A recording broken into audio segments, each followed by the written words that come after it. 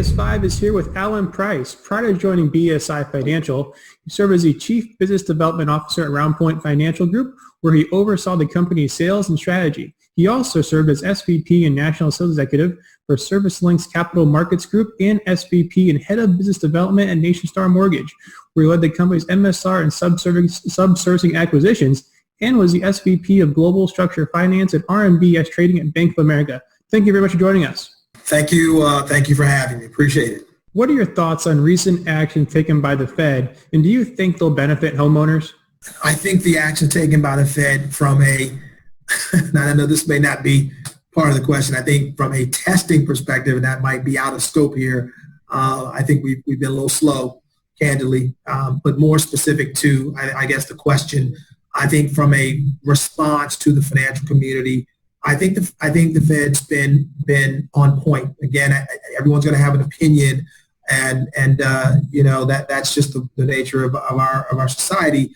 But I think, as I said earlier, I think that they're putting together a massive stimulus bill, and their ability to get it passed in the speed of light, and obviously. This was a bipartisan approach, and so there was a great deal of a partnership between both sides of the aisles, and that was good. That was good for the American economy. It's good for the homeowner in particular. It's good for the financial intermediaries that are out there participating in this space. So I think the response has been good. I think it's been quick. I think it's been structured in a way that's very beneficial to areas within the financial system that's going to be impacted by this. And I think it's also beneficial to homeowners. I mean, I don't want to, let's not forget there's the dynamic, there's a piece of it that's dealing with homeowners. There's a piece that's dealing with just Americans in general in terms of, getting stimulus checks, things like that. The overarching point, no matter what your politics are, is that the government has stepped in and they've done something. Again, you go back to 07, 08, the government was a little slower to respond at the end of the day. And so this situation, in our view, we see the response as being necessary. We see the response as being very quick in the way of a financial package.